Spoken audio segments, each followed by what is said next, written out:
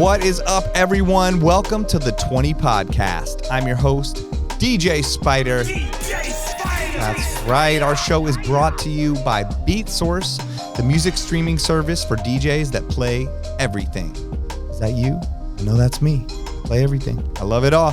And I love Beatsource because Beatsource has got all the music that you could ever want, even stuff you didn't know you want. We got custom playlists, every genre. We got expert curators.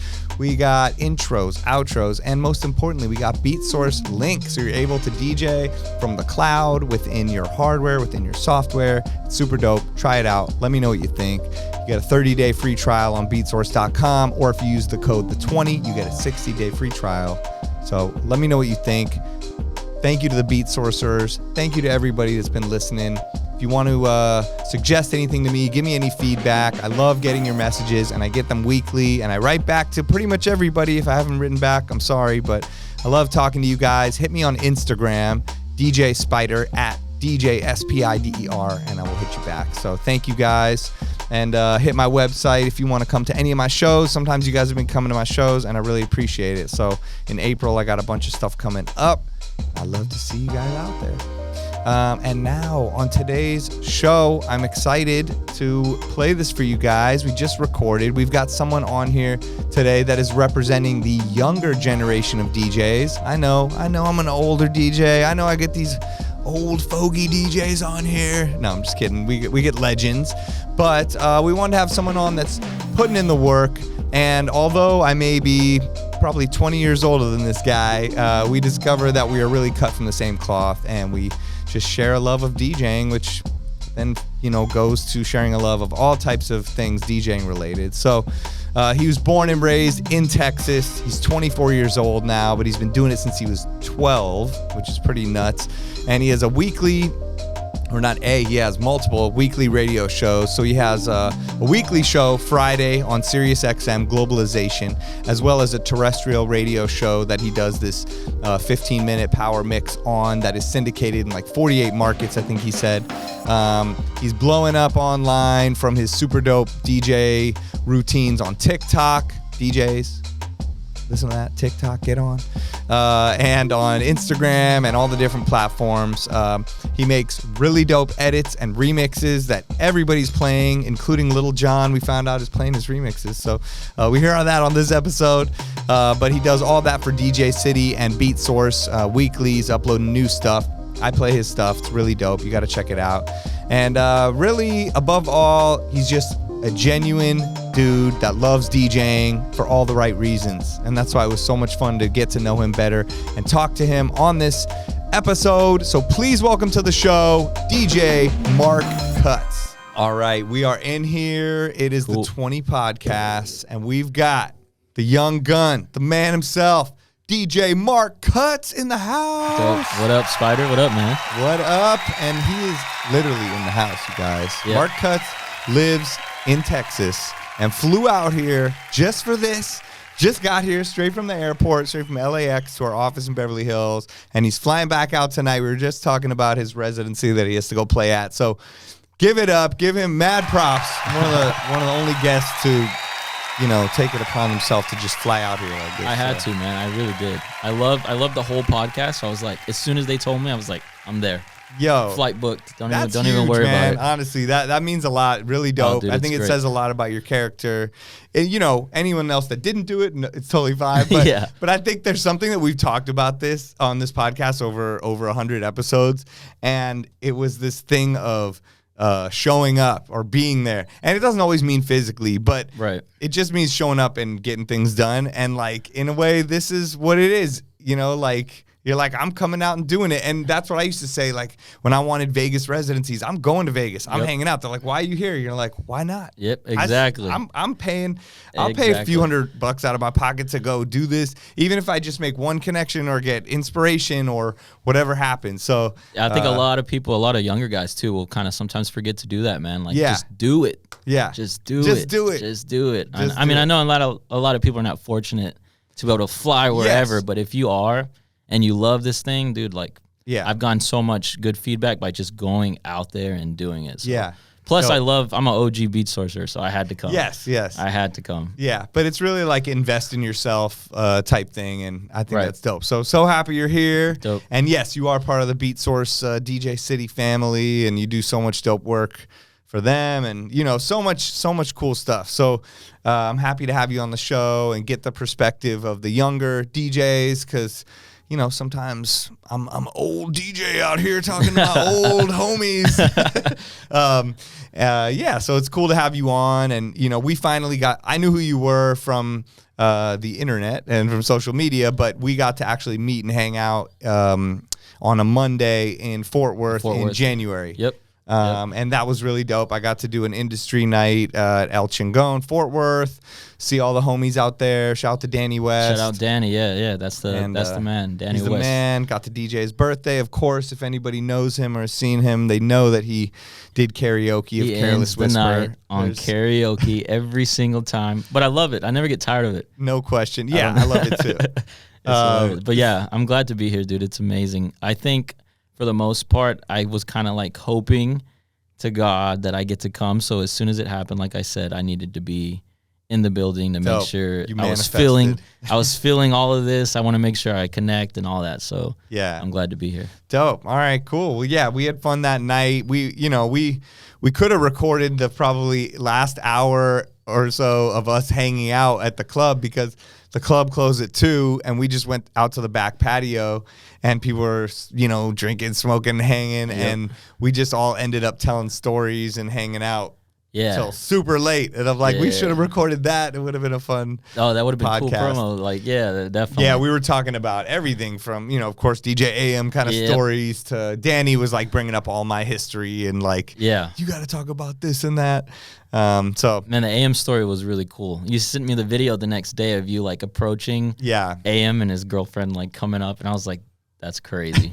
That's so crazy. I love AM too, so it's like hearing stories like that are inspiring, bro. Yeah. So it's cool. It was crazy. Last week we had Mojax on, and he, lives in the UK, and he was like, it's crazy to hear all you guys talk about AM, because of course I know who he was and I was inspired by him. He goes, I don't think a lot of people here in the UK even know who he is or who he was, because he never came out there to play or anything. So like some DJs know, but he's almost like a mythical figure. And I never really thought about it like that. I'm like, damn, he was, I guess, bigger here and has that American presence, but not so much. And I know he went and played in Japan and all over the world. Yeah, I was going to ask, did he? I'm sure. Yeah, but not as much, like he would play at like, I think he played at like Harlem, Japan, this like club that would book open format DJs and stuff, but not, I guess not like touring around. Like it's not like it is now, where like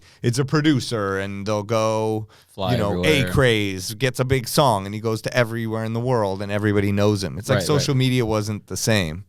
But it was interesting to hear that Mojax, was like, he wasn't even that big out here. Wow. I know. That's like the first time I've ever heard anybody say that in terms of AM. Yeah, so I see how that's crazy. Yeah. And, he followed him and he knew, but it was like a different kind of thing. But yeah, that night I got to tell all these fun stories, and I told the story about meeting him, and I know I've told that story on here before. Yeah.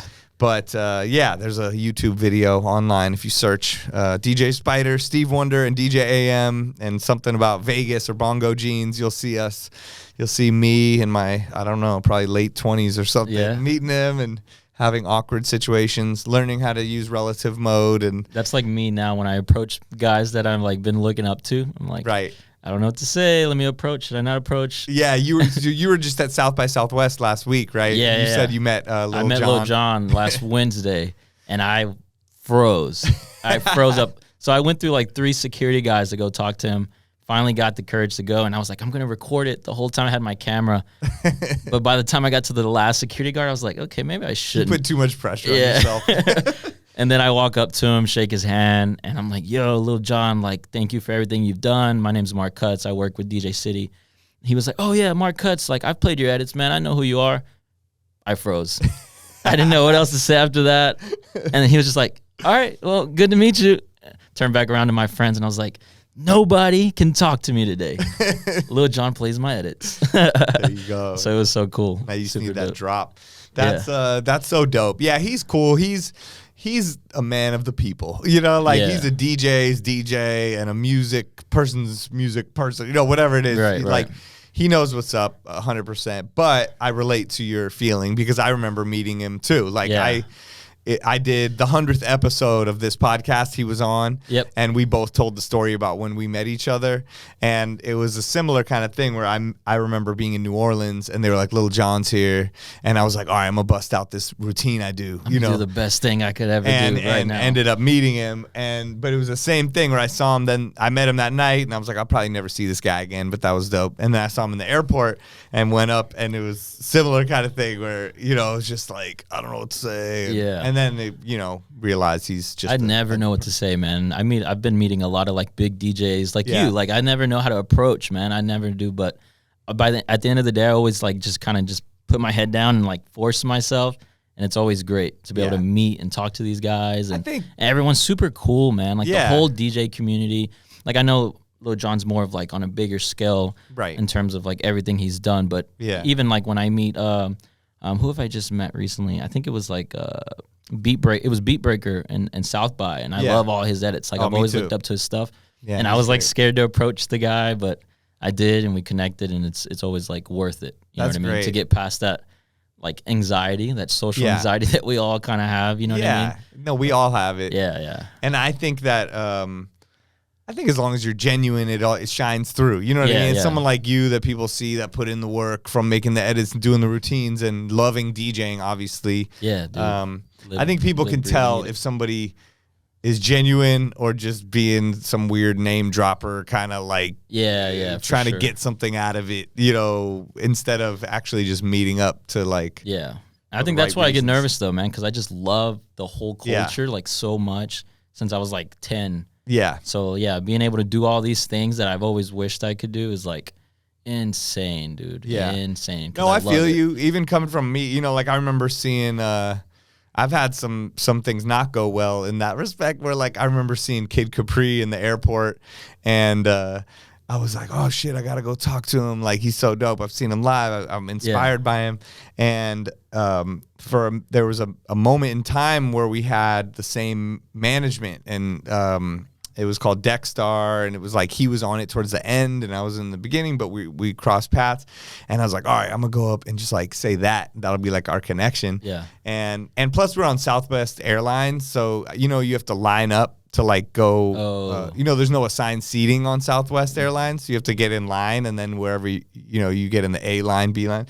So I walk up to him, and I'm like, yo, Kid Capri, like I'm Spider. We were both on Deckstar.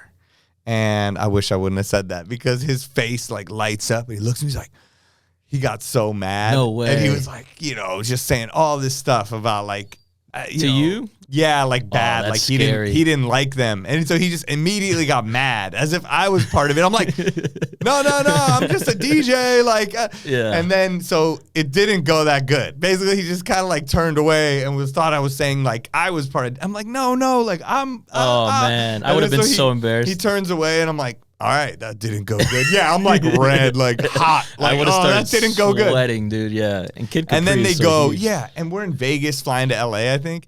And then they go, okay, A-list, line up. And so we line up for the thing. And then, you know, he's Kid Capri, so I think he thought, like, I'm getting on the plane first. And he tried to get on, and they're like, no, sorry, sir, you're like in the C group. Oh no. Oh my God, he got so mad too.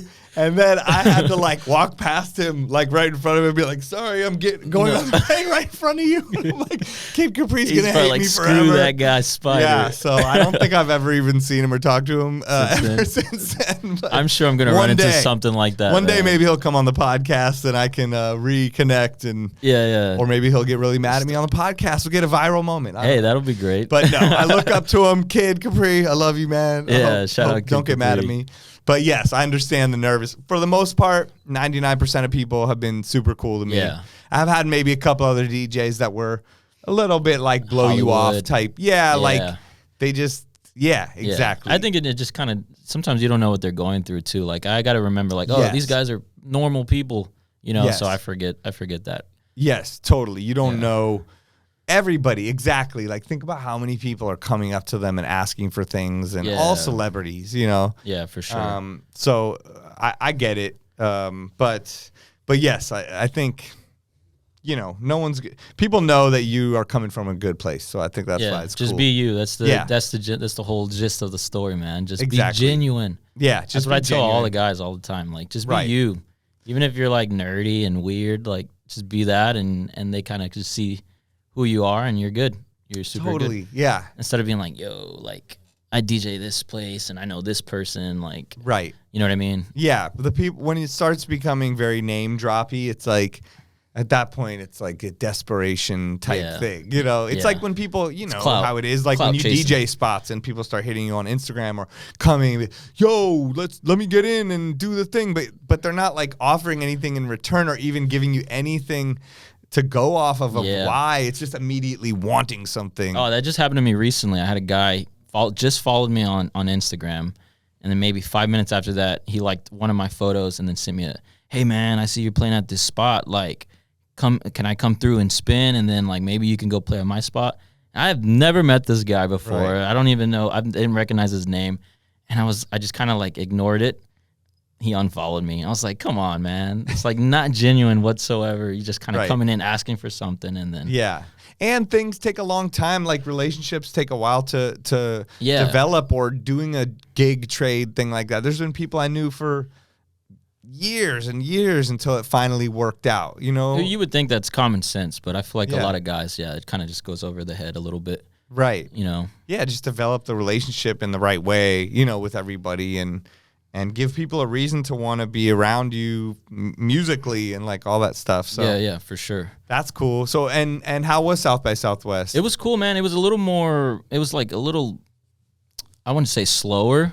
Right. I was only there for Wednesday and Thursday, and I left Friday, so I didn't get to see the weekend. The weekends usually normally crazier, real crazy. Yeah, right. But even then, I thought it was a little dense. But other than that, it was cool. I saw a lot of artists, a lot of DJs. Yeah. I even played for the Beatsource event. Yeah. Got how to was showcase that? some The road skills. podcast. Yeah, it was really cool, man. Oh. It was really cool. Phenom was there.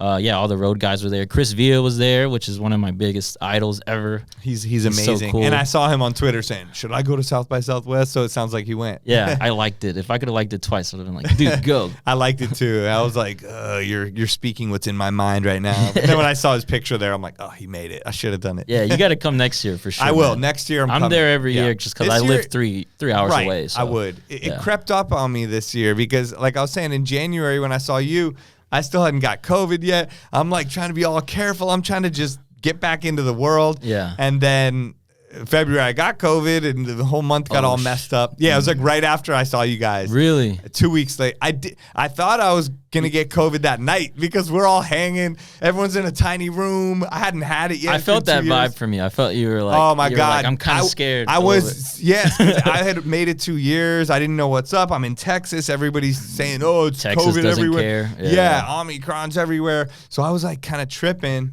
And then at the end of that month, something, you know, I don't know. Scary. Scary. Luckily, I only had it one time, and it was like a year ago. Okay. And it was like one of the soft ones. I had it for like maybe 4 days. Same, yeah. That was good. Yeah, I got the soft, the lightweight one. Thank God. The Lord, yeah. Yeah, thank the Lord. Oh my God. So, and then my whole family got it. You know, my kid got it 2 days later than my wife. And that's the thing that sucks, man. It's like we can't really control the nightlife at all. And then having to come back home to the family, right, is like the worst. Right. But at the same time, you never know. Like, we hung out with my kid's friend the other day, and then he had stomach flu the next day. So it's like, that's just life, being with like kids and people. Right. You have a family too, right? Yeah. I had a daughter last year. Well, actually, she's gonna be 2 in July. Oh wow! So that's why I'm still trying to figure out like the whole, how do I be safe and how do I make sure they're good and stuff like that. Yeah. But yeah, I'm new to the whole family thing, man. I know, but you're a young dude. I mean, you just turned 24 last month, right? Yeah. Wow, 24. that's crazy. Like, I'm like 20 years older than you, which is nuts, right? Like, 24, man. But I'm blessed with everything I have. Like, I've been DJing for of what, like a few years when you were born. That's like so weird to think about. I was born 1998. That's crazy. Yeah, I graduated in 95, high school. So like I was going to raves early 90s, learning about all these DJs, seeing, you know, looking up to Z-Trip and all these people back then. So that's so amazing though, to like hear and to see what you do with it though. Like, cause I was even looking through your TikTok and your reels and all the different social media and seeing your approach. And I still feel like we're cut from the same cloth, and we both have similar likes and interests, and our ears hear things the same way. You know, like, I think it's just that DJ culture, man. I feel like everyone is still the same within that whole culture. So I think that's why it's really easy for me to connect to everyone. Totally. Because I just love the culture, dude. I love the whole thing about DJing and production and all of that. So we all have similar interests. We all like the similar guys. Like, I look up to Z-Trip too when I was in middle school. Like, it's the same. It's the same thing. So I think that's crazy. Age doesn't matter too much. It doesn't matter too much. Yeah, but it's, you know, it's here and there. It's just like, I don't know. I guess like we were saying before we started recording, that when I was, I don't know, your age, there wasn't that many older DJs. Like, you know, it was like the older generation were the pioneers. That it was like Kool Herc and Grandmaster Flash and people that had just started it, you know. So it's so crazy to look up. And Mr. C and like all those people, they're probably 10, 20 years older than me. And it's just, it's weird to like, I've got into it in 2011. So there's always been like the older guys for sure. That's the OGs. I respect them all. How did you get in? So being 20, so you just turned 24. So, and you started when you were what, about 12? Yeah, 12. If you do, I guess that when you got in 2011. Yep. And like how did that start? You know? It's kind of weird. Like, no one around my family was into any of the DJing stuff at all. Right. But YouTube was really huge at that time. Right. So I was like going crazy on YouTube. I came across like Shifty, DJ Shifty, Craze. Right. And then I even went in the tunnel of like Mix Master Mike. And really all I cared for was turntablism. I didn't care for I mean, I was 12 years old. I don't know what a club is. Right. So I just, my mom saw that interest, bought me a controller that Christmas, and it just kind of flew up from there, man. Yeah, it's been great since then. Man, thank God for supportive parents. Yes, my mom's very supportive, like we were in the clubs at like 16, and she was like just there. Really? Drinking her little drink. Yeah. So my mom's super supportive. Yeah. That's great. Honestly, I think my mom is the reason why I've met like some of the biggest guys that helped me big today, like Danny West. Yeah. I was 16 when Chris Villa came to one of his venues. Yeah. And I love Chris Villa. My mom knew that. So she reached out to the venue and was like, hey, can my 16-year-old son come watch Chris Villa? And they were like, he can open. And I was like, what? I came home from school. She was like, you're opening for Chris Villa. I was like a little mad because I was like, there's only 3 hours. I have no idea what I'm going to play. It was the worst set of my life. But I ended up meeting Chris Villa, which is one of the biggest guys. I got to see him do his thing in the flesh. And then I met Danny West, which is the guy who kind of took me under his wing. And I've met a bunch of the guys here at DJ City because of Danny, and all of my opportunities kind of came from him. So definitely shout out to supportive parents, man, because I think that's great. Without that, I probably wouldn't have been. Also, shout out to just going for it and doing it and not being too scared, like, oh, I only got 3 hours, or my set's not. Like you said, you had a bad set. It was bad. And look at what came out of a bad set. Yeah. It's just push yourself, to do stuff. Definitely. I think that's one of the big things I'm on. Like, I look back at my old routines and I'm like, ugh, they're so bad. But I was glad that I just did it. You know what I mean? Like, I reached out to Styles for Bedroom Session when I was like 17. Yeah. And that routine was totally crap. It's still on YouTube, but don't look it up, please. It's still on YouTube, but I definitely am real big on like, just do it, man, and then you grow as you go. Yeah. You grow as you go. And luckily I had good people around me, so.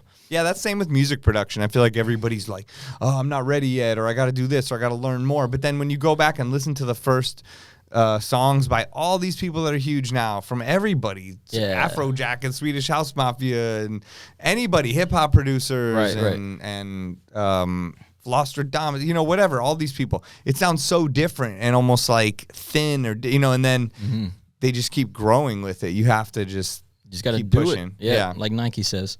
Just do it. Nike, sponsor us. Yeah.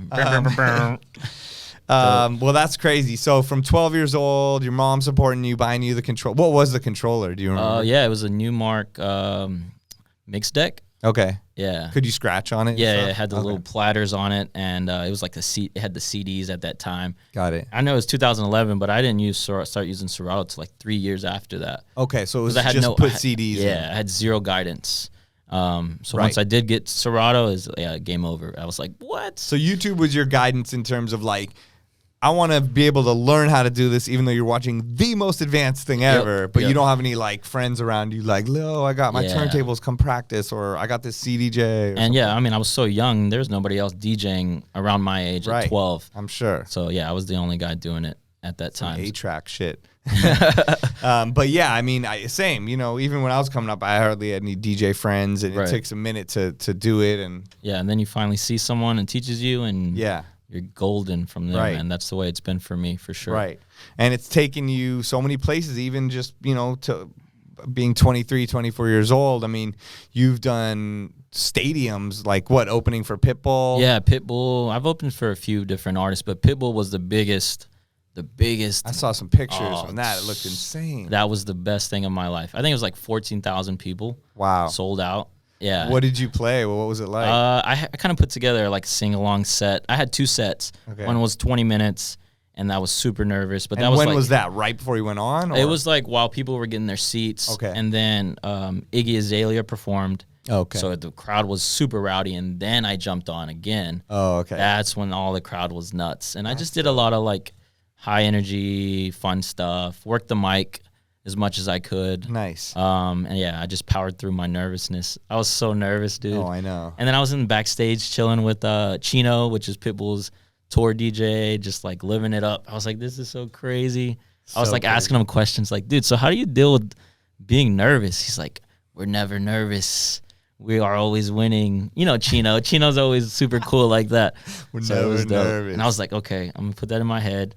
I went up there, dude. It was the best set ever. Like, I just had so much fun. Right. It was cool. It was really cool. But yeah, doing stages like that is nuts. I had to bring my mom for that one, too, because I was like, look, Mom, this is what you've done. Look what you did. Asking for me to open. And it's funny, too, because people make jokes like that. Like, what, you're going to have your mom call and have you open? It's like, well, yeah, actually. Yes, I am. Look, that's the truth. I'll be I'll be called a mama's boy all the time. I do not care, man. Well, that's what I'm saying. Like, that's actually amazing. You know what I mean? It's like, some people would say that, but it's like you wish that your mom would do that. Yeah, exactly. It's incredible. Wow. So you opened for Pitbull, huge show. You learned how to never be nervous from Chino. Yeah. He's like, just never nervous. Hashtag.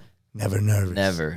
Most winning. That's what he says. Most winning. Oh, wow. Yeah. I need actually some pep talk from him because I feel like after I've been DJing for 20-something years and I'm still always nervous. Yeah. I'm overthinking tomorrow night in Atlantic City. I'm like, okay, what am I going to do? No, dude, I'm always nervous too. I don't know why he said that. That's crazy. I mean, how do you deal with nerves? What do you do? Do you have any like routines? I don't know. I deal with nerves by becoming more nervous.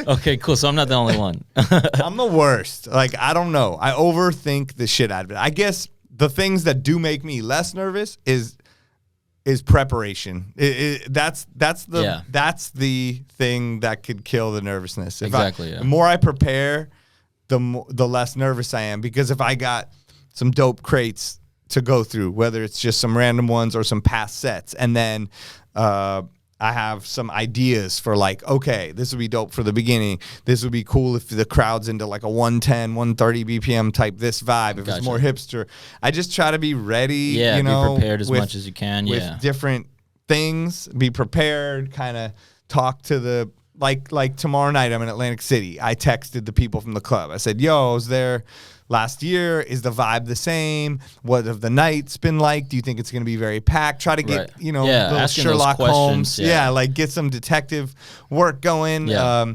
And what vibe are you guys going for? Are you still going for this kind of old school mix with new vibe? Or are you just going to want big room? Right. And, I think that's important, man. I always ask questions too. Yeah. I was just in San Diego last week and I had never been to Sidebar, I think is what the place is called. Right. And so I was like, dude, what do I open with? Like, what time do you start going to primetime stuff? Exactly. Like, all that matters, man. Because it's different. Like, I was in Vegas.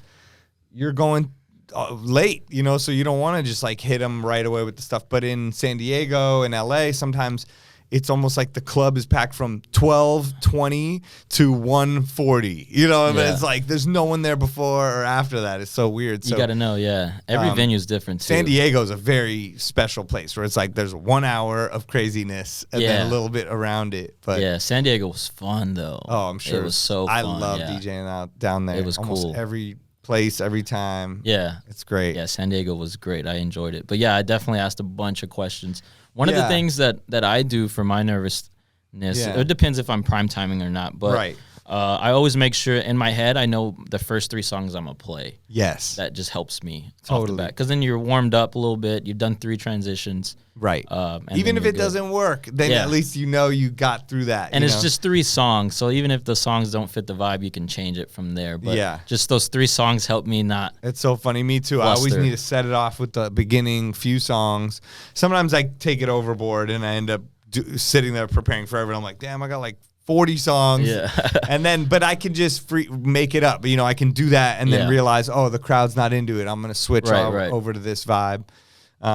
So yeah, the preparation, you know, sometimes drinking, but try not to lean on that, you know, like someone's like, I need a shot, you know, but there's been so many times where I didn't drink and I was fine. And we've had, you know, Vice and different people come on here that are sober, and some of my favorite DJs are sober. So obviously you don't need the drinking, right? But that can help a little bit. Yeah, definitely helps me a lot for sure. But yeah, I've been hearing a lot of guys that like take breaks. Yeah, and I've been kind of thinking about doing that. I don't think it's a good thing to lean on and feel like you need it, you know. But it can help, you know. For sure. As long as you don't abuse it. And then I don't know, just the preparation for the most part, prep and just knowledge and just knowing what's up and just being ready. Cool. And then also sometimes just have it like a pep talk with yourself of like, why are you nervous? What's the worst that could ever happen right now? Like, you know, and like, what have you done leading up to this? A lot of shit, you know, like you're dope. There's a reason why you're booked here. There's a reason why all this stuff. So you got to just remember get who your you confidence on and like stop putting yourself down. You know what I mean? Like, how would you talk to your friend right now? You'd be like, yo, you're dope. Remember that? You know, like talk to yourself like you're your friend or your son or your daughter or like something like that. You know, like Spider's speaking facts right now. I think that's what it is. It's almost like you gotta, because like people are always telling them like I'm an idiot or I suck or, you know, people like to like be self-deprecating. It's funny, but there comes a point where you do it too much. Like don't talk so much shit to yourself that you actually start believing it. Yeah, it matters, man. I think you definitely have to know who you are sometimes for sure. Yeah, just trust have yourself. That confidence. Just trust, dude. Even if it doesn't work out, like, and you have a bad night and you get pulled off, and like we were talking about New York. You know, I'm going to New York this week, and like, I'm scared to play in New York. I've had great nights there, and I've had bad nights, and some of my first nights, and I had, you know, people wanted to pull me off, and things happen. I learned from it. It's like a comedian bombing. You know, you just bomb, and then you learn from what you did, and it sucks, but. Bombing, you're alive. Is the best, though. I got to go eat pizza after, and you're still Spider. I tell a funny story. Yeah, and somehow my life has gone through all these crazy things. So it's inspiring, like, exactly. And also sometimes too, like I've been thinking about lately, even like that I put 200% into like these DJ sets a lot of the time. Like I'll overthink it over the top, like, and be so prepared, almost too much, where I'm like, damn, I could have used that time a little bit differently. And then if the club isn't reciprocating in a way, like if they don't treat me kind of, I guess how I'm treating them, then maybe the next times I'm like, maybe I won't care as much. You know? Right, yeah. I want to for my own reputation, but I don't know. I've just been noticing more that like I want to work with people that want to work with me as much as I want to put in that time and effort to the set. If not, then I'd rather go somewhere else. For sure. You know, so yeah, that's noted. Just knowing who you're working with and feeling like they support you too, you know, and just like... Yeah, relationships matter, man, for sure.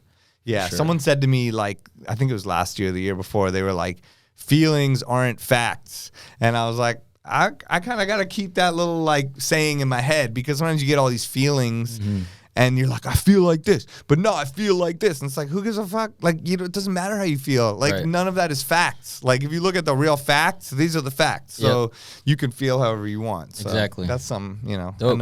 Those are my mind tricks. Nice, nice. Because as DJs, I'm sure we all overthink everything. And like you said, getting nervous to talk to each other when really we're all just like, yo, what up? We're homies. all like super nerdy guys who just we love all this. like the same things and weird pitch sounds and nerdy things. Yeah. And, you know. I just got to keep that in mind next time I see someone. Yeah. For sure. You know, but it's hard. I mean, shoot, man, when I was your age, like it was just a different thing. And I'm this age talking about this now too. Man, so. I get so nervous. That's some of the things that kind of break me, but I always just make sure to like try to take the time to go outside that day and just kind of just like let my mind that be helps free. too, going on a walk, relaxing. So that way I'm not overthinking in front of my laptop the entire time. And playing a few songs you like and not even worrying about the crowd. Just have some ones fun. that you think they'll like, but that you're like, wow, it gives you that feeling that you would want to hear. And scratching a bit, like if I scratch, the day I got married, I was so nervous, and I went and just had a cut session with myself where the DJ booth was before anyone got there, and I felt so much better after. It was it released something. I don't know what it was, but that's cool. Put me in my happy place. So, that's super dope. That kind of stuff. And so something I've noticed, like you were talking about your San Diego gig, and I saw the video that you posted. It looked crazy. It was like you could see the whole thing. And I think you're using the GoPro Max 360, right? Yes, sir. Yeah, the GoPro Max is great. I actually got it from you. Okay, yeah. So I saw one of your videos, and I was like, I got to go buy that right now. I don't know who I saw doing it or where I saw it, but I was like, yo, I wonder if I could use that at my gigs, because I wanted Vlats. Vlats is in here doing the thing. You want to say hi, Vlats? What up, Vlats? Hey, I'm here. ¿Cómo están? How are you doing? Have you guys ever heard Vlats' voice before? This is Top a 3 miracle. picks. Top 3 picks. Representing the City Latino in the house. Let's go! So Vlats is here representing DJ City Latino. And but no, I want Vlats to come to all my gigs and film them because he's incredible. So if anyone ever needs people to film, you got to hit up Vlats. Thank you, Spider. But I can't afford that. So I bring, he's expensive over here, and he looks like A-Track right now. So then people would mistake him, you know. Yeah. But no, so I started bringing this GoPro 360 Max, and it was dope because I could film the whole club and then decide what it wants to look at and all that.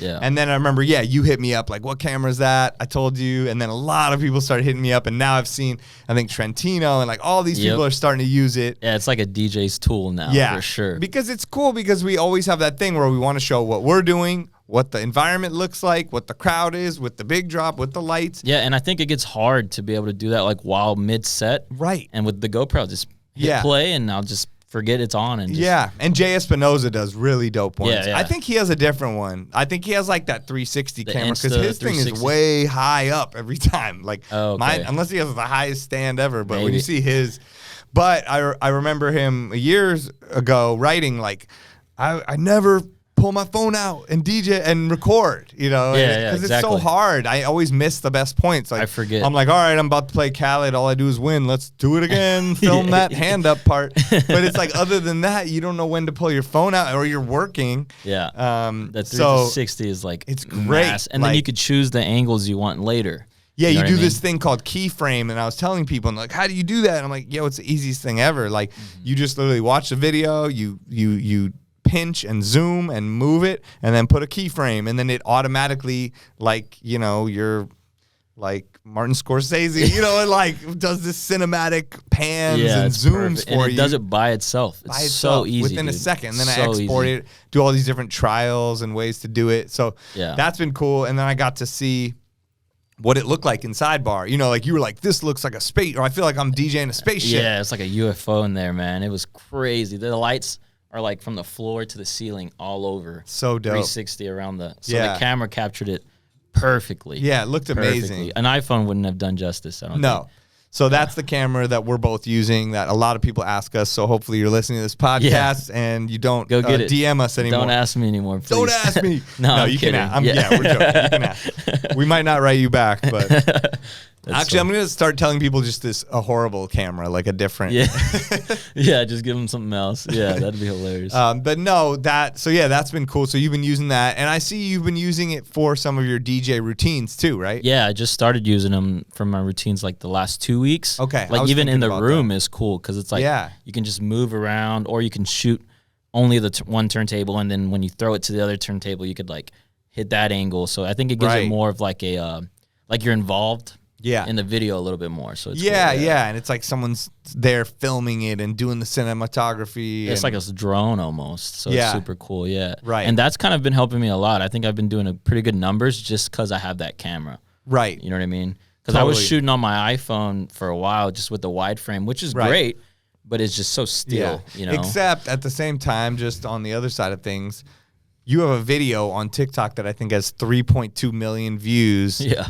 And the crappiest that's video. the worst video I've ever. It's like the crappiest video ever. It's a good routine, but it's the worst possible angle and video you could ever have for like it's you're far away on the ground shooting the back of your legs or something. Yeah, I can't even see what you're doing, anything. And that's your biggest video. It's insane. It blew up. I got like 40,000 followers off that crappy video. Oh my God. Because I went to your TikTok and because I follow all your other social media and I'm like, is he on TikTok? And I go, damn, this fool has a lot of followers and millions of views and likes. And I was like, oh, it's from that one video. And then you have a few other that went viral, it seems like. But that one went nuts, and it's not even the cool It's the weirdest filming. thing. I think people just like how genuine it is, honestly. Because it's like you can kind of see some of the crowd. That end catches you off guard, and I think is very global. It will speak to a global audience. I think anybody would hear. Number one, that song's huge. I mean, it's the biggest song in the world, of course. But the way you transitioned it into those two was dope. And then at the end, where it goes into what was the song you go into? Oh, it's Pepas into Better Off Alone into Vicente Fernandez. Yes, that was the crazy where you go into the old like song. Regional Mexican music. Yeah, like the way it like perfectly blended in with the tone. I can only imagine. That old people, young people, people that want to be DJs or don't understand DJing, are hearing that on TikTok and liking it for their own reasons. You know. Yeah, dude. A lot of people were like, I think around that time he had just passed. Oh, okay. And so it was really popular when I had posted it. But I did not expect it to do numbers like that. It was TikTok crazy. is so unpredictable. Like, how do you get big on TikTok? Like, what? You know, I guess, like we said, we want to hear from the younger DJ perspective. And a lot of the younger DJs or people are on TikTok. And a lot of the older people I talked to, I've talked to a few DJs yesterday and the day before. All of them say the same shit. I was trying to show them TikTok. I just can't mess with TikTok, man. I just can't do TikTok. Why? Like, you know, like you're missing out, honestly. Like, I'm I really think it's the future, you know, and even I was saying before, I talked to some people at record labels now, and they used to have budgets to pay people to do remixes of songs. So like if the Jonas Brothers or whoever comes out with a song, those budgets now it seems like the trend are now aimed towards TikTok people and DJs and people that almost like how my generation, the older DJs look at some of the younger DJs and go, well, I already did that, or I used to do that, you know, and then like, I'm not doing it now. It's like, well, maybe you were a bit early, like use your skills from that and bring it back because now it's becoming valuable and almost legal in a way. And the record labels are looking to those. If you make dope mashups, blends, routines, any kind of TikTok videos that get traction, these labels will hit you up and pay you in the same way they had a budget for the remix. I think if you're one of those big TikTok people and you make a song do numbers from your video, you're more likely to get the budget from them than someone that even can make an amazing remix. Right. You know? Yeah. I've heard stuff like that, man. I think music right now is all on TikTok. It really is. Songs that are just like old. I think Akon Belly Dancer is like an older 2000 song. Right. It's so popular on TikTok now. It's like requested in the clubs all the time. Right. So I think it's another tool to kind of just be ahead of like, okay, what do these people want to hear? That house dude that did the Roses remix. Did he? I think he did touch it. Yeah, I think he did. Belly Dancer. I think was that R. Kelly on the hook, though, I feel like? Or I don't know. I heard this one recently. I feel like a new trend in some of the EDM songs, like taking an R. Kelly song and re-singing it with a weird pitch-down voice. And then, you know, nobody realizes it's R. Kelly. That like they can't play the real song, but probably. But yeah, I know. Like, so that's what they were saying is that they have songs that are 3 years old or 30 years old, and they'll get traction on there. Yeah. And that's the only thing that moves the needle for them on Spotify and all the streaming services. Right. So it's better for them to make the slowed down version, the sped up version, the blend, type thing. So yeah, TikTok's big, man. It's doing numbers to what I do. So it's super Is that your cool. best? So you're on everything. Like I know you're on Facebook, Twitter. You're not big on Twitter. I know you do it, but you don't post. Well, that I actually much. was pretty big, and then they suspended me for copyright. Oh, I was wondering. I just got that one up maybe 2 years ago, and I kind of just stopped. I just noticed you don't post as much as the other ones, but Instagram's huge. Instagram is huge for you. I noticed TikTok. I just realized. Yeah. Facebook. What do you post on Facebook? Yeah, Facebook. Yeah, for sure. Like a fan page kind of thing. No, it's just my personal page, but it's just a mixture of everything. Right. On there, but and are you on other? You do Twitch? I haven't touched Twitch. You haven't? I need to. Yeah. Okay. How come? I don't know. I've never. Like you I should do it. Right. I should set it up. It's because you were in Texas and you guys never shut down. Yeah, that's so why. I've been working. We were out here stuck inside. And you guys are like, we're working. Yeah, it's been busy, dude. Since like when it stopped for maybe 2 months. And after that, it was just like crazy. Stopped for 2 years. I'm like just starting to get back into it now. 3 months. I think nuts. it's like 3 months. Wow, that's probably why, honestly. A lot of Texas people maybe didn't. I'm on there watching, though, all the time. Like, yeah, I see a bunch of DJs I want to see all the time. So okay. Do you post stuff on YouTube? Yeah, YouTube, I'm on there as well. I've done like a few Red Bull submissions that have gotten like 80,000 views or something like that. Never went to Red Bull, sadly, but hopefully one day I can do something like that. Time. Man. Yeah. And what do you notice? What's the best what's the best platform for you, or what gives you the most?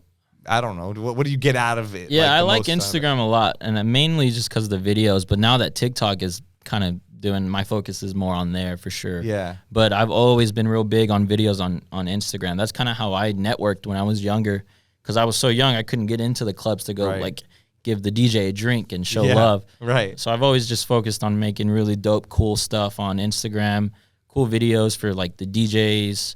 Always trying to be like the DJ's DJ, to kind of just like bring that in. And then once DJs recognized me, it just kind of started getting gigs, And you never know. Also, different people on different platforms. Like I saw your you did that Paul Wall and Houston kind of mix on TikTok, and it was huge, and people loved it, and you got tons of comments and likes. But then I saw on Instagram, Paul Wall commented himself. Yeah. And was like, what it do, baby? I need to use this for my live intro of my show. And I was like, yo, I was just reading the comment like happy for you. Like, let's go. Yeah, I was so stoked. Yeah. And I was super stoked. I mean, Paul Wall's a Texas legend. So legend. And I'm born and raised in Texas. So it was like the biggest thing. I was telling my girl too. That was when like I posted last night, right? Yeah, it was yesterday. I was like, I just hope Paul Wall sees it and I'll be happy. 30 minutes later, he's like, yo. That's crazy. Yeah, now they're connects with me to make their intro for their shows. So stuff like that, man. You just never know. Yeah, it's so dope. And it was really dope. I watched it. It's simple, but not. You know what I mean? It's simple in the fact that it's like all the things you used are dope and whatever, but obviously your cuts and everything. Yeah, I try to make it a little more pleasing to like regular listeners. Since on TikTok, it's just a bunch of random in the comments. People. Is people like, hey, bro, can you make me a CD of these dope songs? I'm like, what the hell? TikTok is so weird, man. And I'll get, on there, I get a lot of negative feedback, actually. Of course. A lot of negative feedback because it's just a bunch of normal people. But I even saw someone write, I usually hate when people do this, but that went hard, though. Like, what? Usually, why are you following DJs if you hate when people do this? Yeah. But yeah, like what kind of negative stuff? I'll get people just nitpicking stuff like, oh, that transition was 2 bars too long. Oh my god! And I was like, it's 4 bars. If it's 2 bars, it would be weird. Like they just don't understand. It's the new version of just wanting to hear yourself talk. You just want to see yourself type. And then on the Pepas routine, the one that has like 3 million views, I had people that are like, oh, one of the notes are off. Like it sounds bad. Or everyone's kind of like, I don't know why people like this. Yeah.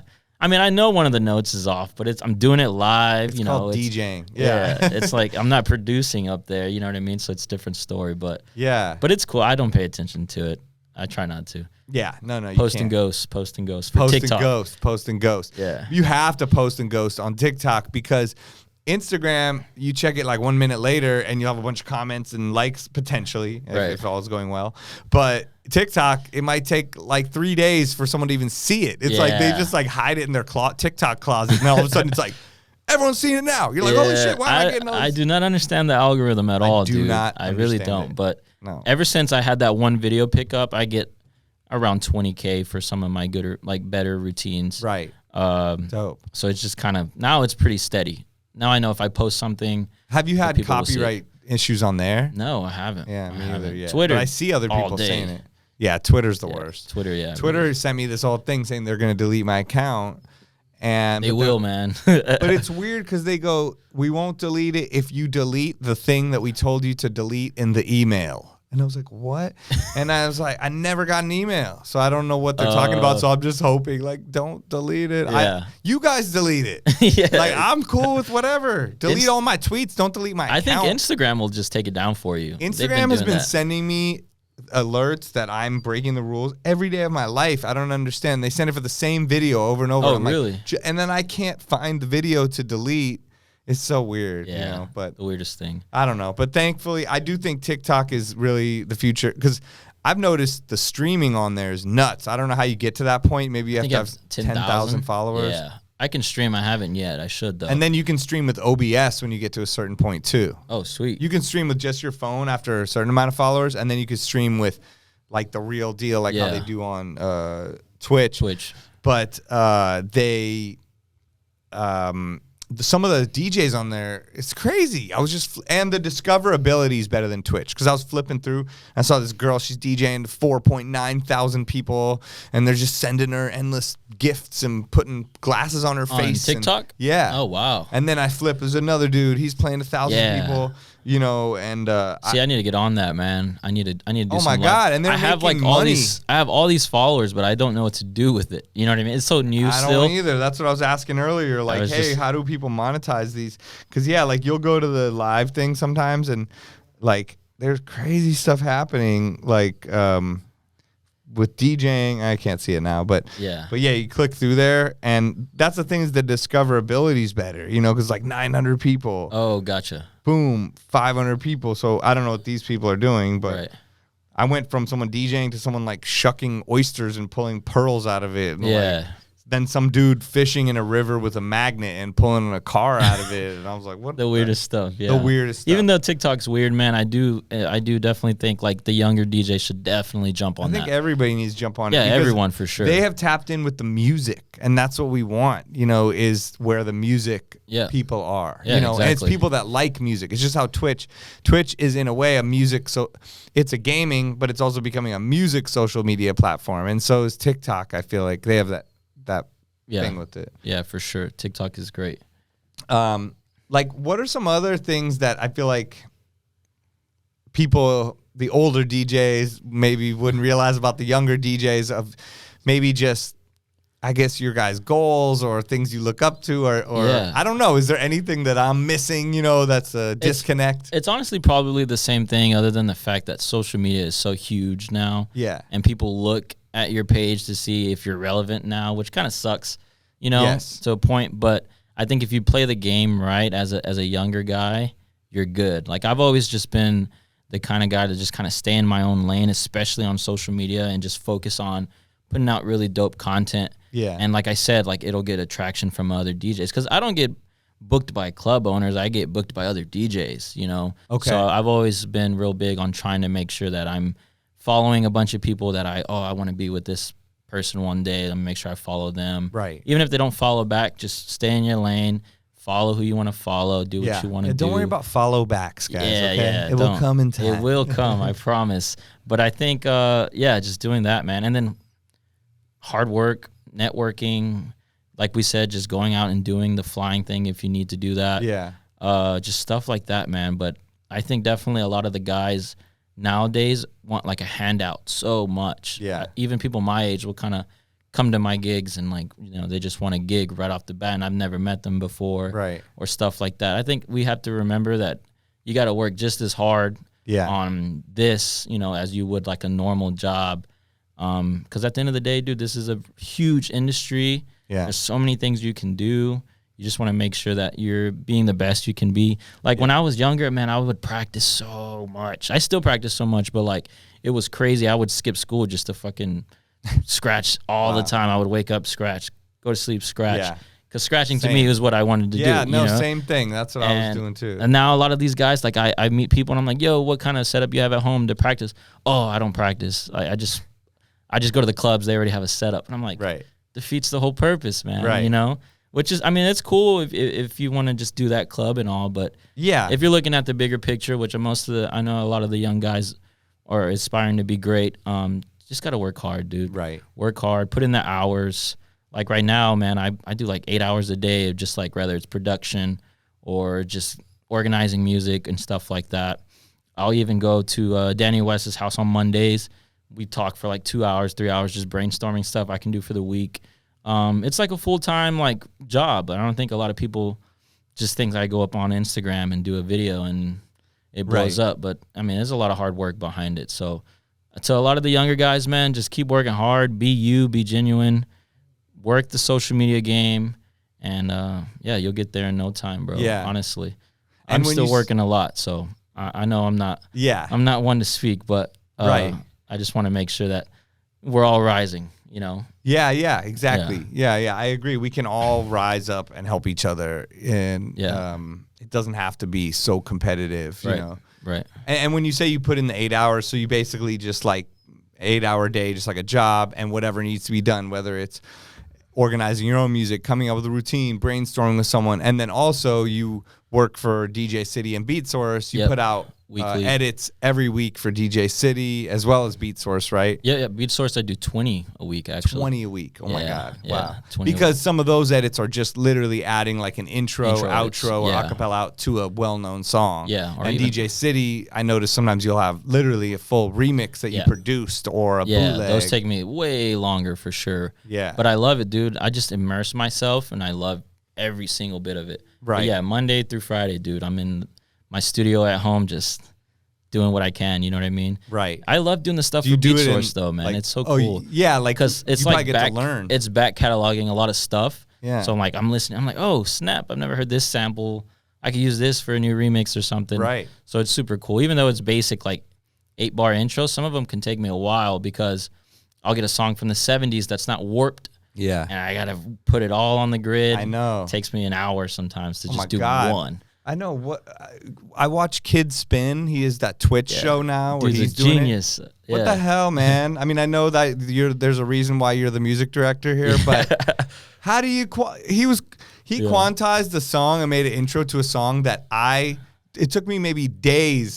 So, it was like Weezer, Island in the Sun. Yeah. And I was going crazy trying to quantize this thing for this blend I was trying to do, to the point where I was like, I don't even care anymore about these parts. Like, I'm so mad. Yeah. And then he gets on, he's like, oh, it's not working like I think. I'm like, haha, see, you're not going to be able to do it. And he's like, boop, boop, boop, boop. I'm like, how'd you do that? He clicked a few things. Yeah, I've learned a lot from him, too. I've jumped on Zoom calls with him, and he's a master. Yeah, mastermind for sure. Yeah, but I'm sure it's cool to do that because, you learn a lot. It's even when I do these private gigs and they'll ask me for all this music I don't have. And it's a little bit annoying because you're like, wait, I'm a DJ. Let me do what I do. But then I research. I learn so much. Oh, this could go with this. Now I have this. And then for future gigs, I'm even smarter and more experienced. And so it's good. You know, that's why any work you do will always feed into each other. It's like a big cycle of stuff. Even if you look at it that way, though, I know a lot of guys will look at it like, it's so much work. Yeah. But you just got to keep that open mindset and you're good. It is. Yeah. You got to put in work. I mean, that's you got to love it too. Yeah. That's one thing I've learned from Phenom. I'm like, man, how do you do this? Like, this dude's always on the go and always, he's like, man, you just got to love it. I'm like, all right. Yeah. Notes taken. It's true. Phenom is really, really good at connecting the dots, connecting everybody, having a vision and executing it. And also not doing things that he doesn't want to do or think he's good at. Finding people that are good at things and getting them to do it. And I think that's something that's hard for all humans, you know what I mean? Especially as DJs, we want to do everything, you know? And so I think it's a lesson to find things that you like to do. If you don't like doing it, you're not going to do it. You know, I'm sure Phenom could do a million other things that he doesn't want to do, but he's finding he likes the traveling and connecting with people and doing the meetings and creating the events and, connecting the dots and all that. So, yeah, I agree. What about production? Like, how'd you learn that? I mean, because that's a whole different thing besides DJing, and you're still pretty young. So I started producing for DJ City like 3 years ago, and I had only been doing it for like a year before. And you're doing remixes now. I mean, you're not just doing blends and stuff. Yeah. They have me doing one remix a month. Okay. And something like and then like 1 or 2 edits a week. Okay. Or as many as I want to, but definitely at least one. At least. Yeah. But I love it, dude. Production's like my new hobby. Nice. I watch YouTube all the freaking time. I started 4 years ago, got picked up on DJ City and just learned a lot from the guys. Like Mark, the remix director, kind of will jump on a call with me and like I'll learn from them. Yo, Mark is the best. Yeah. Mark, funny enough, gave me one of my first gigs really? in LA, which is so funny. Like, coming back, when I was in, Vlatz is making a face, guys. You can't see it on camera right now. Vlatz is making a shocked face. I'm shocked. I didn't know that. So Mark was the booking guy and like music director, and I didn't even know he was a DJ. I don't even know if he was a DJ then, or maybe he was, but he wasn't into it. In, I want to say, the early 2000s, like 2002 or something. Wow. This was, or maybe Serato was invented, but it was definitely more records. And I remember there was this spot on 3rd Street Promenade here in Santa Monica, and it was a nightclub that had like an upstairs and downstairs, and I couldn't DJ anywhere. There was like one bar that was hiring me for like $100, and I'm like, yo, I'm just trying to work and live, I couldn't, no Hollywood club, nowhere would hire me. And I remember going by this place, and I met him, and he let me like DJ in the side room and then like open, and like he was giving me some of my first opportunities when I came back to LA, because I grew up here, but I left for college, and then I came back in the year 2000. Okay. Was that before you were born? No.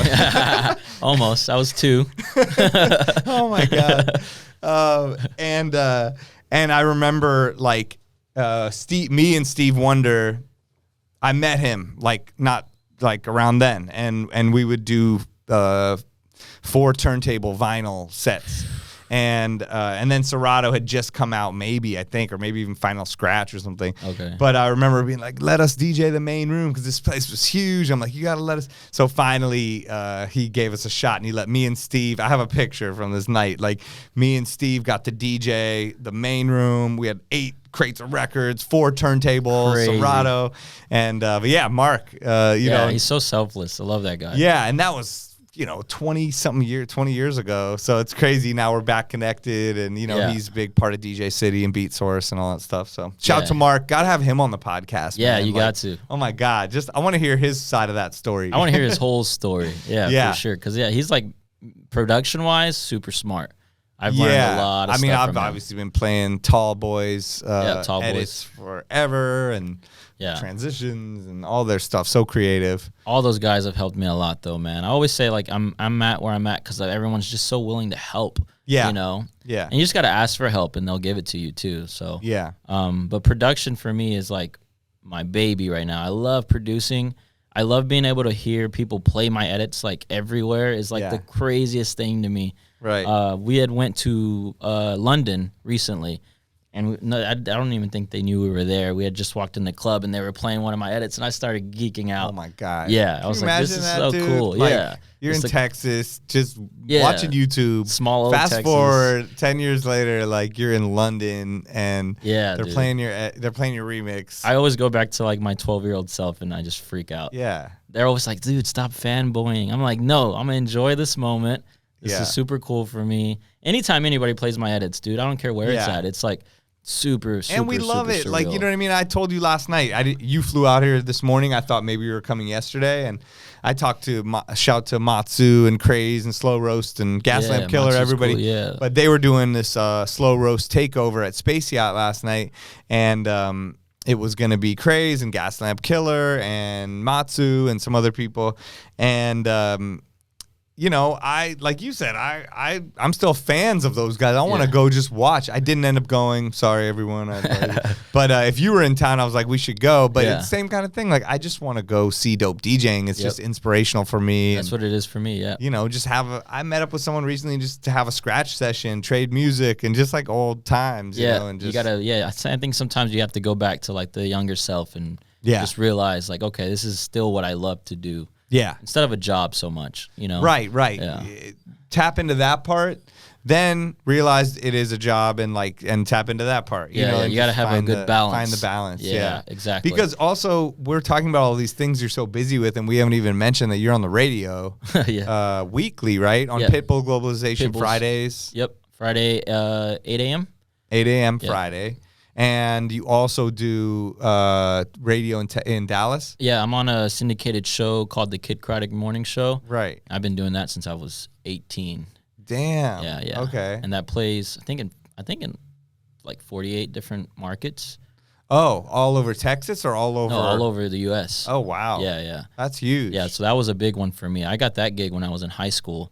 That one was cool. They had like a cool, just like old school competition. You would submit a mix and they would just choose who they wanted to choose. Wow. Yeah, and it was really cool. Shout out Mike Morse from Radio DJs. That's the guy who runs Mike all Morse that. is the man. Yeah. I last time I saw him was the launch of Beatsource when we had a party and we had a whole talk and he was telling me how he loves the podcast and I was saying he needs to come on. I got to reconnect with him. Yeah, Mike was like one of the guys who took me under his wing too. That's so dope. Shout out to Mike Morse. He gave me some cool opportunities, man. I think because of him I played in front of like Emmett Smith and Roger Staubach and Dirk Nowinski. Crazy. Like the Dallas sport guys. Yeah, but it was of course. Super, super dope, man. That's Super so dope. crazy. I love radio though, man. I love radio. Is that every morning? Yeah. No, it's on Friday mornings as well. Oh, okay. Okay, but I kind of jump on. How do you do all this stuff? No, how do you do both mixes? Like how long are the mixes? What do you have to do? So Flush the Format is like 15 minutes. It's like super fast. The Kid Craddock one. Yeah, it's like power.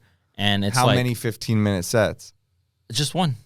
Oh. But I play like 20 songs. It's like a huge like I actually so produce you do those. a 15-minute mix set and then they do this talk show around it. So it's kind of like the opener to the Friday mornings. Oh, that's almost harder than doing an hour mix up because you got to do something impressive every single week and different. Yeah. But you use a lot of the same songs, I'm sure, right? Sometimes, yeah. And but there's a big with group a new of us. 15-minute routine every week. I do it once a month or once every 2 months, so it's not too bad. But yeah, even now that I've done it for so long, I'm like, man, I'm kind of running out of like classics. I know. Because it's Flush the Format, so they don't want you to play new stuff. It's a bunch of older stuff. Oh, Flush the Format. Sorry, I didn't know what you were saying. That's the name of your segment. Yeah. And it's like flush that format out of here. Like Right. So I just play random, like super open format sets. Okay. 15 minutes. I don't even play verses. I just do hooks. Right. Like hooks. And it works out. I love playing on there because a lot of listeners will follow me and then hit me up like, yo, that mix was crazy. And same with Globalization. I just started doing that for the last year and a half, and Globalization has been great, man. Getting some of the feedback like from all over is just nuts. I get people that will just like kind of show themselves playing my mixes in the car and stuff, and I'm like, this is exactly what I wanted to do. Where are some of the craziest places like people have listened from? I think I've had someone from like, was it Finland or something like that? I've had people from Australia, I think. That's nuts. I don't know if it was in Australia, but she was like, I'm repping Australia, so I don't know. Wow. Yeah. But yeah, Sirius XM, I mean, yeah, it's global. crazy cool, man. I just go on there and do my thing. I do all the cuts and scratches and routines on there too, like mid-set. Right. And they love it. That's what I do like about Globalization is there's no rules. Like you can kind of just do what you want. I mean, obviously you want to hit some of the hot songs, but you can go far back as much as you want or play any genre that you want. Dude, what you guys have put together over there is impressive because I remember it from day one. I remember Phenom telling me about it and seeing what he was putting together. And now, I mean, from your shows to all the dope people on there and Spider Tech and Precise, White Shadow, Precise, like everyone brings their own thing to it. Yeah, and it's just fun, dude. It's so much fun. I've played a few guest sets and I had so much fun because they were like, do whatever you want. I'm like, whatever I want. Yeah. And I was like, all right. Exactly. Whatever you want. That's why I think it's cool because I did a local show. Vlads has a show on there, right? Don't. Yeah, every Monday, Yeah? 7 p.m. Pacific. There we go. Nice.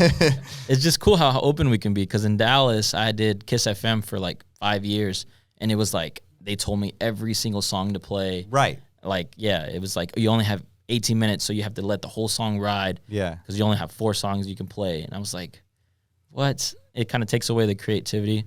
Yeah. And I was just trying to find ways to be better at it. But once I got put on globalization, I was like, this is amazing. Right. We can do whatever we want. People love it. It's just cool. You can really create your own show. Yeah. And I'm only on for an hour, and yeah, I get lots. 8 a.m. Friday, 8 to 9 a.m. Friday Or I morning. think it's actually 9 a.m. Central Time. So Do you I don't know what talk, or you just I just mix, yeah. and Mix someone right now. hosts it, or they just play? I think it mix? just plays. I think it just does that. On the text, Yeah.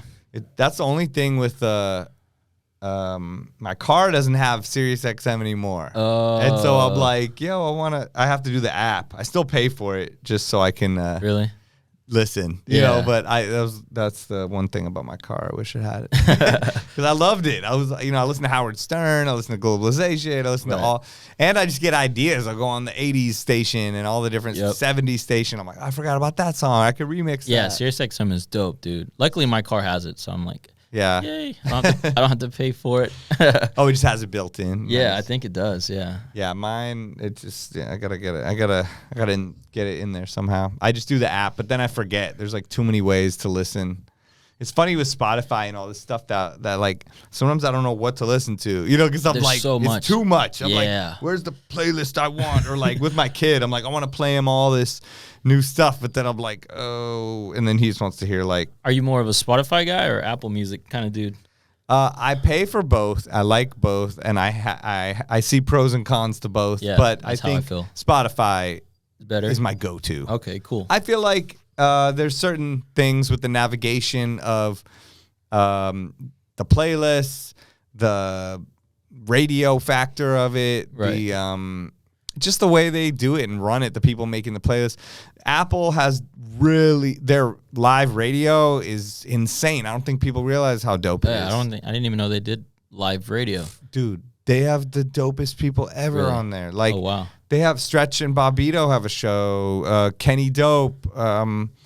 Everybody ever that's dope has a radio show on there. But that's the thing. We're the biggest fans of these people, and we don't even know. I had a meeting with someone there, and then I started looking into all the shows, and I'm like, I didn't even know all of this was happening. At any moment, you could just pop it on, and like a really dope DJ we like, Rich Medina, like so many people are on there doing that, which I didn't know either. You just go to that radio tab. Yeah, I got to check it out. And you go. They have something called Apple Music Hits and Apple Music One, but the Hits one now has all these crazy dope shows. And it'll be like Stretch Armstrong playing funk breaks or like, the dopest shit. And you can listen to them archive too. Like they're all listen you can just go back. And even DJs I've never heard of that are playing crazy. They're not even necessarily as skill-wise, but they're playing really cool stuff. So yeah, that's the thing. Spotify, I think they're trying to do the podcasting. They're trying to do all that, but they're all over the place. Yeah. But I feel like as far as the music and the playlists, Spotify. Yeah, for listening, and of course, Beatsource, can't leave them out. Yeah. They obviously have the best playlists for DJs and all that stuff, but it's more specialized towards that. Yeah. And the fact that I can transfer my Apple and my Spotify playlists over to Beatsource easily is dope, or vice versa. Sometimes I've taken a D. James playlist from Afrobeats. I just want to listen to my car, and I'll just transfer it from Beatsource over to Spotify. Oh, man. Afrobeats is great. I saw it like prime time when I went to the UK. Yeah. I was like, holy crap. I didn't realize how big Afrobeats is. Yo. Now I play Afrobeats like everywhere. Crazy.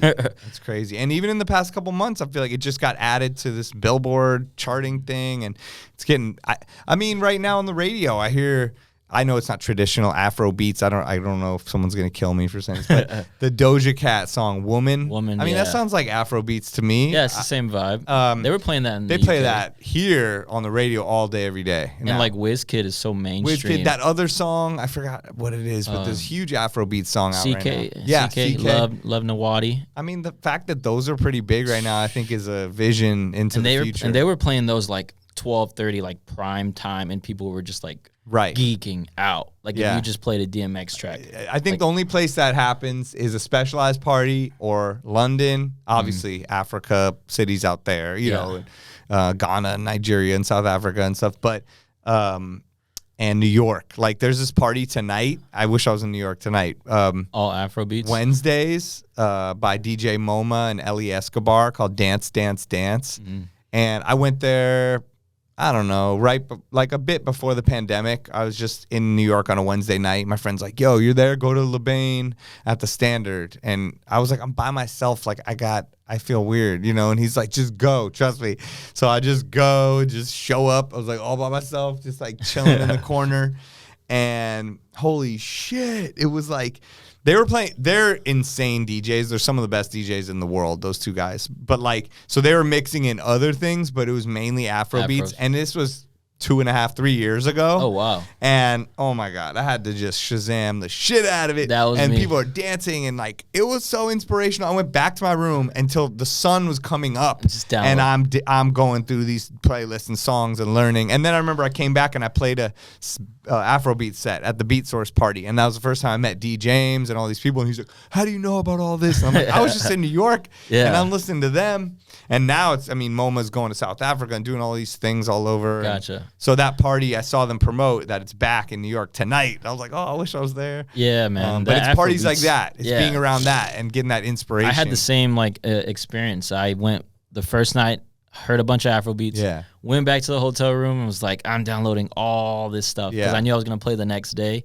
And yeah, luckily I got a pretty good playlist. Actually, I was on Beatsource, like looking at the songs that they were playing on there, and I was like, I'm gonna just use that.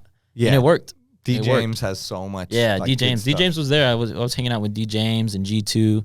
Nice. Shout out all those guys. Yeah. We had I had Danny with me. Yo, shout to G2. G2 is the best. He just DMs me out of nowhere, and he's like, is your son a Manchester United fan? Oh, because my son's like super athletic soccer, and into soccer. Yeah, what time is it? He's probably heading over right now to play on this crazy club team, and it's what he wants to do. Dope. And I go, yeah. He goes, I'm the DJ for Manchester United. You know, can we hook you up?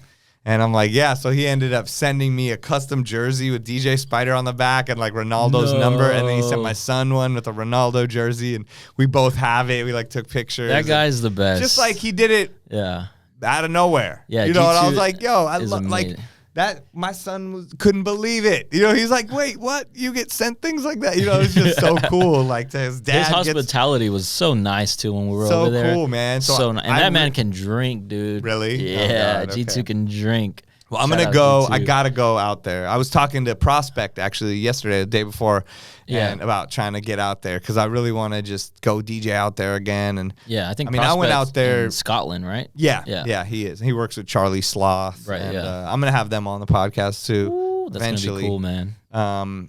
But yeah, they're out in LA and he does Apple Music stuff too. Charlie Sloth has a show, like a big show on Apple Music. Yeah, I think I've listened to some of the. But yeah, like I really want to get out there and hang with all those dudes and just see Afrobeats being played. The primetime Afrobeats was so cool, man. Yeah. I loved being out there. Seeing that culture just kind of opened my eyes. I was like, whoa, okay. Right. Because that was the first time I've ever been outside the U.S. Yeah. So being able to go and play and just like see the culture. Yeah. I was so nervous when I played.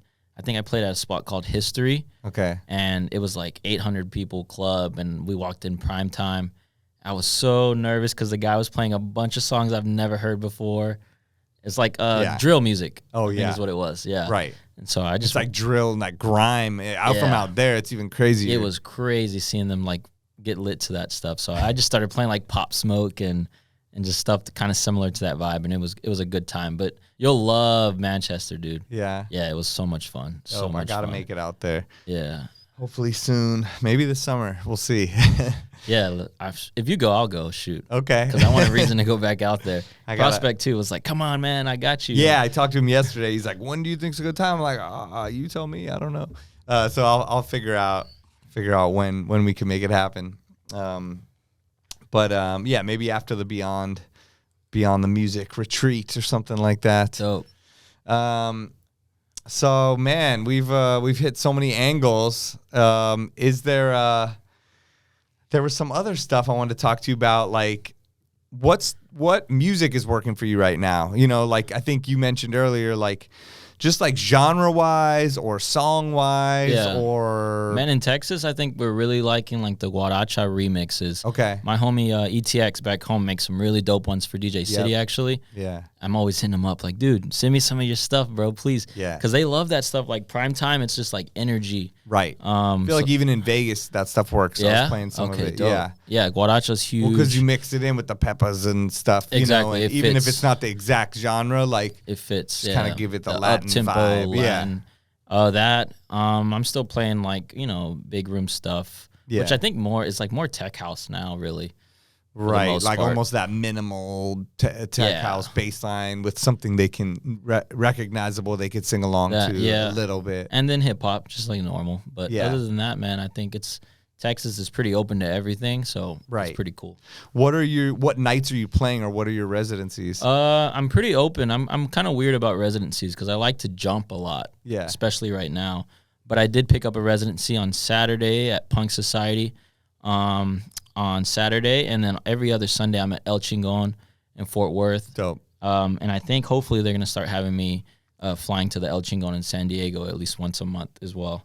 So those are my three. Oh yeah, so you didn't even do it when you were there. You just did Sidebar. No, I did there, but I don't know if they're gonna have me back. They were talking about doing a residency, so hopefully that kind of comes up. But yeah, I played El Chingon Friday, Saturday. No, Sidebars Friday. El Chingon Saturday, Sunday in San Diego. Oh, dope. But I'm always at the one here in Texas in Fort Worth. Right. Yeah. That's where we hung. Right. That's cool. And when you said like you get booked by DJs, not the club bookers, what do you mean? Like, well, on the other hand too, do you have anyone that helps you with your bookings, or do you do everything yourself? Danny West, man, is really the biggest guy that kind of helps me get connected with a lot of people. Okay. But most of the times, if it's anybody, it's just they're hitting me up directly, like, yo, I'm a fan of your work. Like, I'm a DJ at this spot. Like, come out, dude. Like, I got you. Or we'll fly you out if you want to come play. So it's just really like DJs are the main guys that are like, you know, yo, love your work. Like, super dope. I play your edits. Like, come out and play my spot. So that's kind of what I mean by like, the DJs are the ones that's what gets your foot in the door, and then the people that actually sign the checks are like, oh, and then that's when I shake the owner's hand and all that stuff. But you don't have like a booking agent or manager type thing. No, you're just handling yourself. Just me. Yep. And like I'm trying to figure that out. Getting crazy right now. I'm like, man, I need an assistant. Yeah, well, sometimes that's better than having a booking agent manager person if it's not needed. You know what I mean? I think you'll know when it's needed. And you can also try working with someone and realize this isn't working, or this is helping me so much. I'm making more money. Have you ever had anybody like that kind of helped you out, like an assistant? Oh, no. Well, yes, I've had like some intern type assistant people. Gotcha.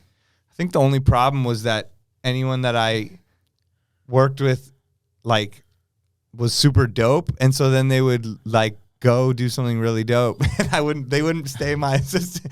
Like, I want to help really dope people, so then when they would help me out, like, now they're all everyone that's ever done it with me is like now like a huge A&R, a big producer, or like doing some really gotcha boss type shit now. So I'm like, I don't have anybody anymore. So I'm like, yo, I'm so happy for them, but it's hard to keep them around. And then also, I've pretty much, there's been year gaps where it's like been a few years where I didn't, but I've always had a booking agent or a manager or whatever that is in our open format world. Okay. So I kind of didn't need an assistant because they were doing that and taking my money anyway. So we'd be working together in that respect.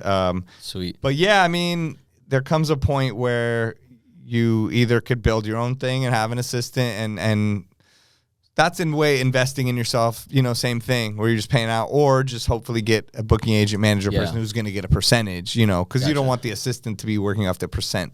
Right. It's kind of weird. Yeah. I just sometimes get tired of like doing the booking stuff. I know. I'm like, man, I just want to focus on the music, and I wish someone could focus on the dates and the prices and all that stuff. You know what I mean? Yeah. Well, there's people that do that. That's what they do. Yeah. And I think, you know, eventually they'll come to you, but also there'll come a point where maybe you need to start looking into that and like see what the right fit is. And a lot of times I've noticed that people want to be on the biggest agency or with the most connected person, which definitely helps. But a lot of times you just end up being at the bottom of the barrel when if you're just with one, or if you're with somebody that only has just you or like a few people and they really believe in you, you might be better off on that, in that respect, because they're just focused on you and they're not like, oh, I gotta book all these huge people before you. Sorry, you know, you're new. Yeah, I feel that. So it's and honestly, the DJ, the booking agency manager whole thing for open format DJs is still new-ish. You know, it didn't even exist when we were starting in 2006. That wasn't even a thing. And it used to just be one person for everybody. Then it's like evolved into this whole thing. Yeah. So it's still growing. There's no right way to do it. You know, someone could like hack the system in a way and like make it work better. You know, everyone's just still figuring it out. Right. Yeah, that's how I feel like I'm always asking questions, man, because I'm just like, I don't really understand what I'm supposed to be doing. Yeah, like some of the bigger ticketed salespeople, the EDM people, or those, you know, they'll have a booking agent. That's all they do. Yeah, right, yeah. A manager. That's full manager stuff. You know, like a lawyer, like all the different sides of it. So, and I think for our world, that's not necessarily needed. Some of the numbers are lower. So if you're paying 15% to a booking agent, 10% to a manager, 5% to a lawyer, and you have a $800 gig, what is the purpose of any? And they pay taxes. You know, it's like, that's true.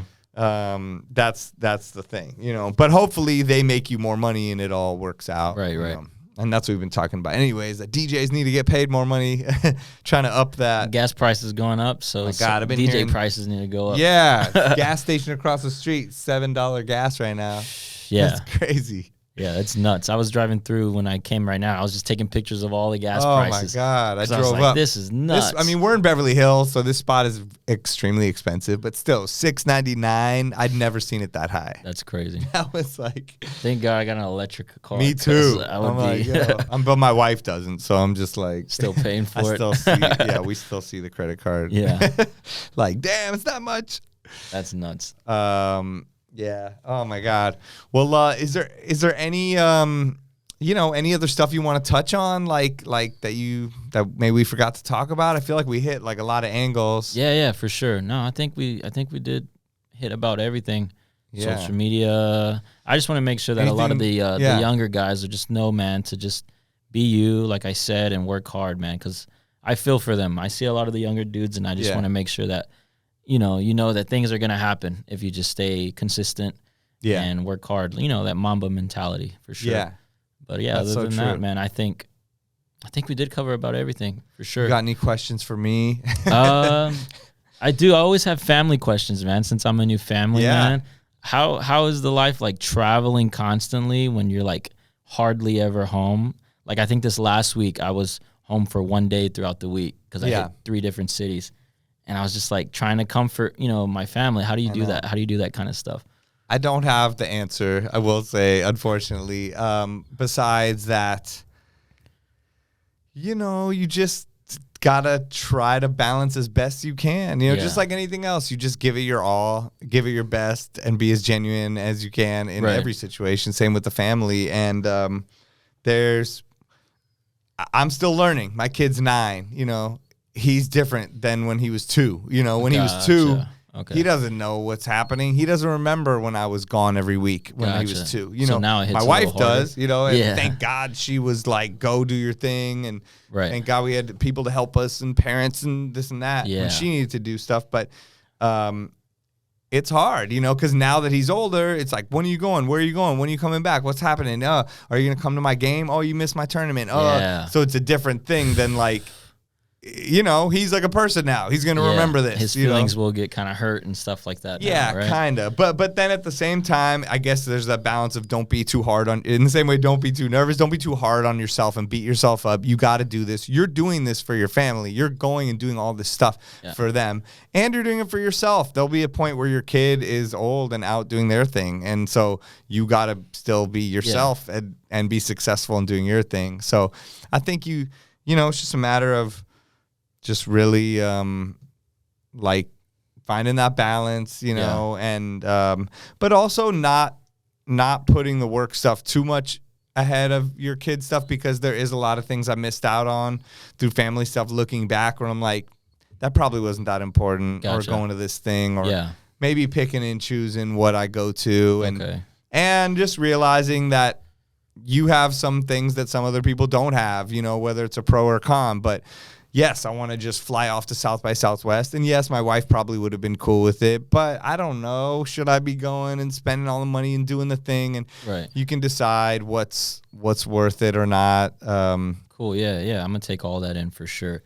I think being like open and communicative has helped me tons, you know? Yeah. I think my family knows what I'm trying to do in my journey and what I love doing. So like you said, they're always willing to help. So it's not so bad, but I do sometimes feel bad when they're just alone at the crib and I'm out partying somewhere, you know what I mean? So me too. But then, you know what, like my wife, she has a new business and she's been traveling a lot lately, like more and more, and she'll have to go to Montana for a week.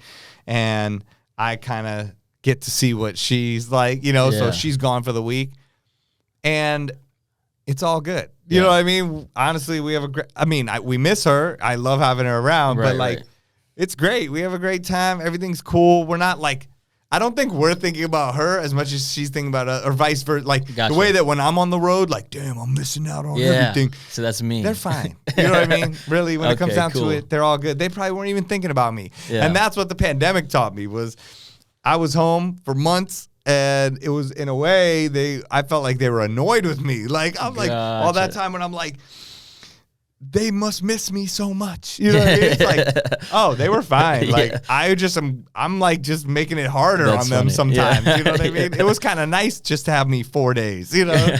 So I think that it's almost like get over yourself. My ego is too big. Like, you know, maybe that's what it is. And if I can help bring money and things, then that's good. And if my wife's out making money in Montana, then hey, let's go. I'll take my son. I'm happy to go take my son to every practice and do whatever. Right. And then if I got to go get a babysitter and do that and go meet people at night, because that's my life.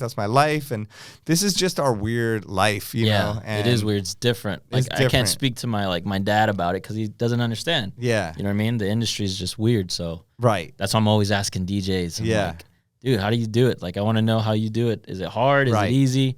I get different answers all the time, but I do love them all. I think some people don't care about having a kid or being a dad that much. You know what I mean? They're just like, whatever. Like, it doesn't matter. Yeah, I've gotten that. People have different. Yeah, I know people that have kids and nobody knows they have kids. It's like straight up hidden away, and I'm like, how are you out every night nonstop? Like, are you ever? Yeah. You know, I love being a dad. I love being with my kid. You know, and I want to do that, and I want him to remember that, and I want him to feel secure and happy, and us to have these memories, you know. So that's my own decision. But at the same time, I think I'll go over the top with it in the same way I do with my DJ sets, where it's like I'm probably overthinking it. Like, maybe that's just something we do because I'm the same way. Yeah. But you're right. I get home and, you know, it's all healthy and good. Like, everything's straight. So. Exactly. Yeah. As long as you have a good team of people around you that support, I think it's fine. Yeah. And like, they don't remember a lot of shit, you know? I mean, I went out of my way to like stay up all night, come home, be there for this, take him to Disneyland, this, that. Like, I don't even think then it's like, do you even remember this trip or this or that? And it's like nah. No. Like, we're going I'm taking him to New York. I'm taking him to Atlantic City tomorrow, which I was telling you guys, like, I've never seen a child in Atlantic City. So we'll see what my son thinks of it. But then we're going to go to New York for a week, and I'm just going to show him all about New York City. And I did that before I took him to New York for a week, and I was so excited. We had the best time ever, and I have so many videos and pictures. And I'm like, oh man, you remember all that? And he's like, I don't remember anything. Wow. So the amount of money and time you put in, like, not that you shouldn't do it. I'm still happy we did it. Right. But it's funny because we overthink everything of like, for sure. Even these kids that are like, look, this kid's an amazing DJ and he's 6 years old. I'm like, that kid could turn 9 and not even remember doing that. You know what I mean? Like, I show my kid old videos of him playing a sport or doing a thing, and he's like, I don't remember that. You know? That's wild. I wonder if these kid DJs that are like amazing when they're 6 years old are just going to be like, I don't even know. Oh, yeah. Like when they turn 20. They're going to turn 12 and be like, I don't remember that. Like, that's going to be crazy. I know. Like, I wonder if that's even Yeah. Who knows, man? So Who I don't knows? have all the answers, but Yeah, it's all you good. know, I think as long as you care, then that's it. Yeah. You know? Okay, cool. Just like Keep that in mind and for as sure, long as man. you try, right? You know Yeah. what I mean? It's I just- love it though, man. It's like it gives me a bigger motivation to go out Yeah. and like really, really do this thing because it is all I do. Right. It's all I've ever really done. So Yeah. all the money I make is like goes towards the house and goes Yeah. towards the kids. Me and too, 100%. That's so, what yeah. I'm saying. So I got to go out and grind it. You know, that's Yeah. what I tell them. It's like I'm just working. the at the harder end of the part day. is those hours in the day when I'm trying to do the DJ stuff, like the routines and the edits and the things. And now that he's older, when he was 2, it was like, oh, go take a nap or a thing. But now it's like, now he's like, well, what are you doing? When can you come play Madden with me or something? Or you know? they're And bored, right? Like, So then I'm like, that's harder because then I want to have an external place so I don't feel that like the guilt trip thing or the like, should I go Gotcha. play basketball with him? But I should be doing this, getting ready for my set, you know, and whatever. So Yeah. that's been something I'm still figuring out. Yeah, I try to make sure I make time like out of the day to just make sure. Yeah, I think I'm that's where doing my time thing, management and then- is good. And I'm not great at time management still at this point in my Yeah, life. time management but yeah, is trying to be like, crazy. I spent this much time on the DJ stuff. I'm sure I could do more, but like I'm done for the day. Now I'm gonna go do this. Right. That's what I tell him. Like everything I had to do today, I'm done. I can go to the park. Let's go play basketball. And then when he goes to sleep at 9:30 at night, I'm back doing whatever I got to do, Right. writing back the emails. And Yeah, time matters a lot now. A Yeah, lot. it's Like I'll get guys that hit me up and they're like, "Yo, like let's make an edit together." And I'm like, "Okay, but it's got to be an edit that I can post cuz I only have this much time to make Yeah. a weekly edit." Right. And you know what I mean? So it's like I'm super like this time is huge for me right now. Yeah. Especially with my kid. So it's Yeah. been crazy. But Yeah. Same. but yeah, dude. This has been amazing. Yo, this is love this. incredible. Mark Cutz. I wish we Kane- had shots. Yo, shot of water. water. we drank it all anyway. Well, we'll get you some good things that Cali have to offer before you go back. Please. Please. Not gas, but the other kind of gas. Yo, yeah, thank you, man. Thanks for coming on. Thanks for giving us your perspective, and thank you for everything you do for the DJ culture. It's dope, man. You really, Thank you, bro.